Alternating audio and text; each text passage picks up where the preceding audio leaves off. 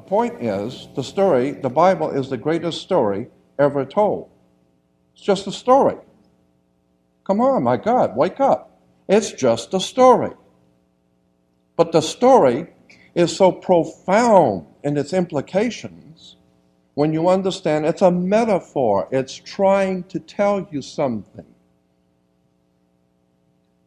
And it has the teacher saying, it has Jesus saying, many will look with their eyes but not see, and listen with their ears but not hear, and with their heart not get the sense of it. We're not talking about an actual man who lived. We're not talking about an actual God who lived. We're not talking about, and there was no Abraham, Isaac, and Jacob. There was no King Solomon or King David. They never existed. Incidentally, Abraham was not called Abraham in the Bible. He was called Abram. Did you know that? Because most people don't. Abram was from the land of Chaldea. Did you know that? Abram was from the land of Chaldea. Do you know where Chaldea was? Chaldea is what we call today Iraq. So the great and holiest of all holy men to the world Jewish religion is Abraham, who really wasn't Abraham at all. It was actually Abram, and he was an Iraqi. Welcome to episode 25 of the Exit Your... Wait a minute. All right, now that's more like it. So welcome to episode 25 of the Exit Your Matrix show. You say you want more truth Lysander Spooner style? Well, here's the first part of section 14 of Vices Are Not Crimes, a Vindication of Moral Liberty, with more to come throughout my discussion today. Finally, on this point of individual liberty, every man must necessarily judge and determine for himself as to what is conducive and necessary to, and what is destructive of, his own well-being. Because if he omits to perform this task for himself, nobody else can perform it for him, and nobody else will even attempt to perform it for him, except in very few cases. Popes and priests and kings will assume to perform it for him, in certain cases, if permitted to do so. But they will, in general, perform it only insofar as they can minister to their own vices and crimes by doing it. They will, in general, perform it only insofar as they can make him their fool and their slave. Parents, with better motives, no doubt, than the others, too often attempt the same work, but insofar as they practice coercion or restrain a child from anything not really and seriously dangerous to himself, they do him a harm rather than a good. It is a law of nature that to get knowledge and to incorporate that knowledge into his own being, each individual must get it for himself. Nobody, not even his parents, can tell him the nature of fire, so that he will really know it. He must himself experiment with it and be burnt by it before he can know it. Okay, we left off last time with me giving you fair warning about the next technique of mind control that we're taking up. And listen, let me go ahead and get out in front of this. I know that I really can't guarantee that much. I mean, let's be honest. Religion as a technique of mind control? You and I both know there's just not a lot there, but listen, I'll see if I can dig some stuff up, but I'm just not sure. But with a combination of dogged determination and long hours, I finally uncovered, a few things I want to share about religion as a technique of mind control. In fact, I'm pretty sure this will be the first of 2 episodes on this topic. One thing I want to start with is that my discussion will be focused on world religions, or what we can call theological or cultural religion. So Christianity, Judaism, Islam, Buddhism, etc. And I make that point because we hear very little, if anything, about the fact that virtually anything can, and often has, become religion. Some people worship money. Some are dominated by sports. For others, it's entertainment, or food, or travel, or consumerism, and the list is virtually endless. But the important point to me is the type of mental state and thinking, or lack of it, that's required for a person to succumb to whatever form of religion it might be. So let's get started with something benign, something that won't put anyone on the defensive about the topic of religion. This one is from Thomas Paine, among the most enlightened, most ascended in consciousness of this country's founders. Now, I normally give background on people I quote, but I think Tommy is sufficiently known. He said, or wrote, this: "I do not believe in the creed professed by the Jewish Church, by the Roman Church, by the Greek Church, by the Turkish Church, by the Protestant Church, nor by any church that I know of. My own mind is my own church. All national institutions of churches, whether Jewish, Christian, or Turkish, appear to me no other than human inventions, set up to terrify and enslave mankind and monopolize power and profit. Truth be told." Let us first start with the recognition of the power of language, of words, and the obvious place to start is with the etymology of the word religion. Now, I assume there have been others, but Mark Passio is the first person I've heard go into this topic, so let's hear it straight from the source. I'd like to talk about the word religion itself. The word is derived from the Latin verb religare. The root is ligare, okay, which means to tie, to bind, to fasten, okay, as in to take a rope and to tie up. All right, so when we add the prefix re in front of it in Latin, it means to tie back or to bind back. Okay? Re means back or again in Latin, to redo something. Okay? Back, to go back and do it again. So, essentially, what religion is, right in the word. See, the words will always tell us, if we understand their constituent elements and we understand where those words are derived from, often the very meaning of a thing is embedded right in the word for that thing. So religion is something that is tying us back, holding back, thwarting, or binding. It is a binding. So a binding essentially means shackles. It means chains. It's another term for slavery. And it is indeed slavery over the mind. So let's talk about belief. In my opinion, the key and most telling difference between religion and natural law, what puts the nature and character of each front and center, involves belief. Natural law, consisting of immutable forces that govern the universe, requires no belief whatsoever. It simply is. Whether you like it, agree with it, or whether it fits specific circumstances that you or anyone else finds themselves in at a particular time and place. Religion, on the other hand, always comes with that big string that's attached, the requirement of belief. And I would say another critical word synonymous with belief is faith. Your belief and faith are prerequisites. They are required in religion. Yet some beliefs are positive. And here are a few examples. The first is arriving at the belief that things are not as you have been told, and that you are the product, in greater or lesser extent, of a very sophisticated and organized system of indoctrination. And the second is the belief that there is truth to be discovered and that you are capable of discovering it.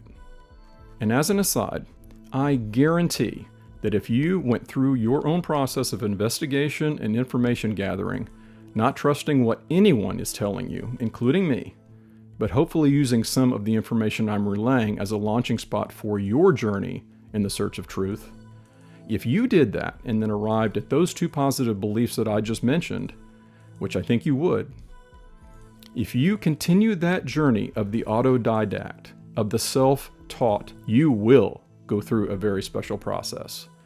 Because when you throw off the shackles of your almost certainly inherited and learned belief systems, topics of surprising interest begin to appear.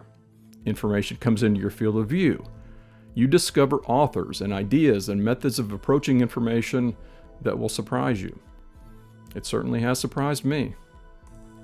So let's hear the next portion of Lysander Spooner's Vices Are Not Crimes, and then we'll get back to our topic. Nature knows 1,000 times better than any parent what she designs each individual for, what knowledge he requires, and how he must get it. She knows that her own processes for communicating that knowledge are not only the best, but the only ones that can be effectual. The attempts of parents to make their children virtuous are generally little else than attempts to keep them in ignorance of vice. They are little else than attempts to teach their children to know and prefer truth by keeping them in ignorance and falsehood. They are little else than attempts to make them seek and appreciate health by keeping them in ignorance of disease and of everything that will cause disease. They are little else than attempts to make their children love the light by keeping them in ignorance of darkness. In short, they are little else than attempts to make their children happy by keeping them in ignorance of everything that causes them unhappiness. Insofar as parents can really aid their children in the latter's search for happiness by simply giving them the results of their parents' own reason and experience, it is all very well, and it is a natural and appropriate duty. But to practice coercion in matters of which the children are reasonably competent to judge for themselves is only an attempt to keep them in ignorance. And also, do yourselves a favor, and as I mentioned before, make an investment in your knowledge and in your education. Order Mark Passio's amazing repository of knowledge drive. This is the ARC drive, 2 terabytes of books, audio, video. You will not believe the extent of the information here, and I can assure you, you will come out a better thinker.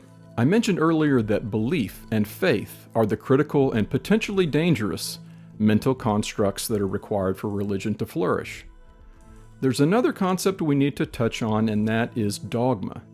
And I haven't quoted from my beloved Oxford English Dictionary in a minute, so let's see what dogma, and we'll just go with the first one here.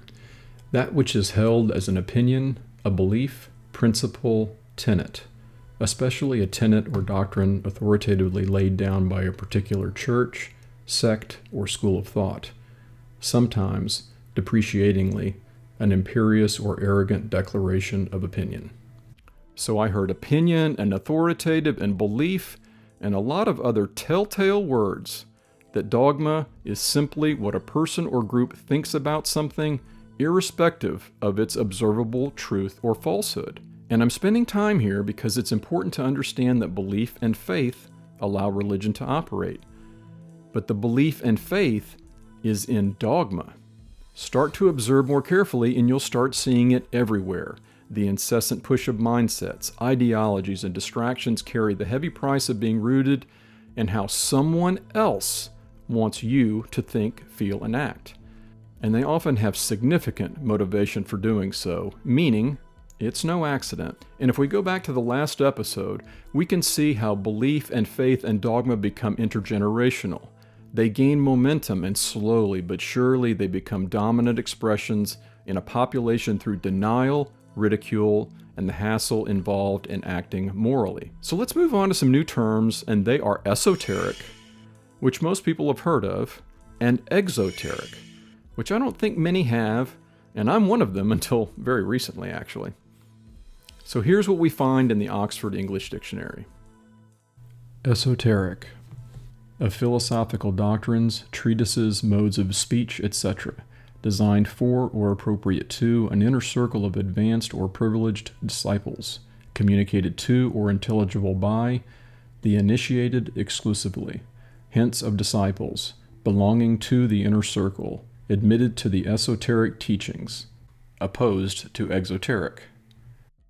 And exoteric, pertaining to the outside, external, now only with some allusion to sense. Of political doctrines, treatises, modes of speech, etc., designed for or suitable to the generality of disciples, communicated to outsiders, intelligible to the public, hence of disciples, etc., belonging to the outer circle, not admitted to the esoteric teaching. Of an author, dealing with ordinary topics, commonplace, simple, opposed to esoteric. So what we have then is religion as an exoteric expression, fit for the masses, both intended for and best suited to be understood by most people. And esoteric knowledge, which is sacred information intended only for those who are in a state to be able to comprehend it. Typically, if given even a glimpse of esoteric knowledge, most people reject it and prefer exoteric knowledge because the dominant goal for them, so pretty much everyone, is to be part of the pack and avoid discomfort. They can recognize the examples of what they're experiencing in their own lives being woefully out of sync with the official narrative, but they deal with that by going into denial. If they get past the denial, they're not sure yet, but they feel the pull of the information they've come into contact with. But they stay quiet to avoid ridicule. And even if they finally know that they've been fooled, and there's certainty that the nature and character of the institutions and constructs they've been told to believe in is far different than advertised, they refuse to act because they want to avoid the hassle that comes with taking right action in the world. And how interesting that when we look at the etymology of the word esoteric and exoteric, we find that exoteric is derived from the Greek exoterikos, meaning outer. Give me a word. Any word, and I show you how the root of that word is Greek. Esoteric from Greek esoterikos means within. This is yet another example of the messaging, and because we can't seem to learn from history our resulting behavior, both being focused outwardly. It's the reason this show is Exit Your Matrix, and its foundation is discovery of truth through discovery of self. It's why I continue to stress that as important as understandings of natural law and objective morality and sovereignty are, they can only be truly revealed to those who seek the esoteric, the knowledge that originates from within, not the exoteric, which has always been called the cover story, and for good reason. So you've made it this far. Subscribe, like, share, help me get this information out to other people. Thanks. And let's hear that final portion from Lysander Spooner's Vices Are Not Crimes. And this is as much a tyranny and as much a violation of the children's right to acquire knowledge for themselves, and such knowledge as they desire, as is the same coercion when practiced upon older persons. Such coercion practiced upon children is the denial of their right to develop the faculties that nature has given them, and to be what nature designs them to be. It is a denial of their right to themselves, and to the use of their own powers. It is a denial of their right to acquire the most valuable of all knowledge, to wit, the knowledge that nature, the great teacher, stands ready to impart to them. The results of such coercion are not to make the children wise or virtuous, but to make them ignorant, and consequently weak and vicious, and to perpetuate through them, from age to age, the ignorance, the superstitions, the vices, and the crimes of the parents. This is proved by every page of the world's history. Those who hold opinions opposite to these are those whose false and vicious theologies, or whose own vicious general ideas, have taught them that the human race are naturally given to evil rather than good, to the false rather than the true, that mankind do not naturally turn their eyes to the light, that they love darkness rather than light, and that they find their happiness only in those things that tend to their misery. Now, it's important to note that at the center of all exoteric belief systems is a small core of truth. Unfortunately, though, it has become harder to see as the various forms of mind control have become more sophisticated and people increasingly value ego-satisfying behavior. At that small core of truth is astrotheology, which I've alluded to before and can't wait to get into because some of this stuff is uber fascinating. So at the base we have the Latin word astra, meaning star. We have the Greek word theos, which means divine or God. We have the Greek word logos, which means word. So there we have the Word of God in stars. So let's dip a toe in the water with this, which should give you a taste of what I'm talking about. In the researching of theology and religion of the ancient world, it becomes obvious that the first, most ancient belief system in the world was that the greatest enemy that this human family, that we as humans have ever faced on this earth, the greatest enemy that we have ever faced, the ancient people said, was darkness. It gets cold and scary at night on the desert 6,000 years ago. So darkness was the first great enemy of the human family. Consequently, the sun was the greatest gift that the Creator could possibly give the people of the earth, was the sun. So consequently, the bottom line at the very beginning of the world was the war between light and darkness. The basis for all religion on the face of the earth is quite simply the war between daylight and dark. The ideas that we hold about God, the sun symbolically represents. What's another word for the sky? Well, you're looking into heaven. That's right. So where is God's sun? Well, he's up there in heaven. Yeah, that's where he is, up there in heaven. Where else would the sun be if it isn't in heaven? He's the light of the world. Well, of course, what else lights the world if it isn't the sun? The entire New Testament is a metaphor. The entire New Testament is trying desperately to tell you something. Jesus represents a metaphor. The word Jesus is a metaphor, a symbolic term for spiritual and intellectual enlightenment. Let me go back over that again for you. This is a very important point. Jesus, not a man, but Jesus is a metaphor for spiritual and intellectual enlightenment, as opposed to ignorance. So the whole story of the New Testament is the war between spiritual and intellectual intelligence, as opposed to a world of darkness, ignorance, ill-informed ignorance. The entire New Testament is a metaphor, an astrological metaphor for the outworking of God's plan on the earth. And we, as Christians and Jews, have been taught that this is something evil. Why? Why does the church say that astrology is evil? Obviously, because they don't want you to know what they know. They're not stupid. They have been guided by the astrological symbols in the churches for 1,000 years. And if you're not familiar with him, that was the late, great Jordan Maxwell, one of the wisest people I've come across so far in my journey. He spent over 60 years researching the occult, ancient knowledge, religion, and symbology. So as an example for Christian believers, it sure looks like the exoteric version is a literal interpretation of the Bible. But the esoteric expression is allegorical and completely different than what you'll hear in every church you'll go to. No? When have you ever heard the word consciousness at a church service? Have you ever heard even a consideration of the potential wonders of our spiritual nature outside of the liturgical framework? Your spiritual relationship not to a deity, but to truth?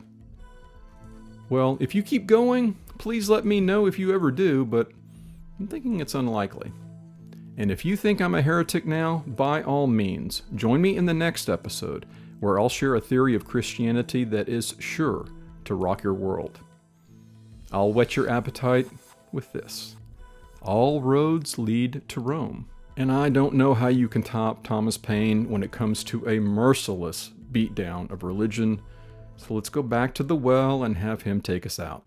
Whenever we read the obscene stories, the voluptuous debaucheries, the cruel and tortuous executions, the unrelenting vindictiveness with which more than half the Bible is filled, it would be more consistent that we call it the word of a demon than the word of God. It is a history of wickedness that has served to corrupt and brutalize mankind, and for my part, I sincerely detest it, as I detest everything that is cruel. Wow. Thanks for spending some time with me. I hope you'll join me next time, and remember to always do your own thinking. Be well. And the obsequious first person I've heard of who has gone to the left and right brain in greater length. And I'm spending time here because it's important to understand that belief and faith allow rigid. Now, typically, if even given a glimpse of esoteric knowledge, most people reject it and prefer. If they get past the denial, they're sure, and its foundation is discovery of truth through. It's the reason this show is Exit Your Matrix and X Foundation. And it's why I continue to stress that as important as understandings, they can only be truly revealed to those who seek. It's important to note that at the center of the. I just don't know where you can top Thomas Paine when it comes to the merciless break. This is the amazing repository of knowledge. It's a 2 terabyte drive in your thinking and in your ability to break away from belief systems and understand what it.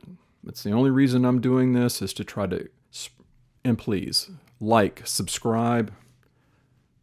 And please subscribe, like, share, and please subscribe. And and you've made it this far, please like the voluptuous debauches, the cruel and tortuous execution, the unrelenting vindictive.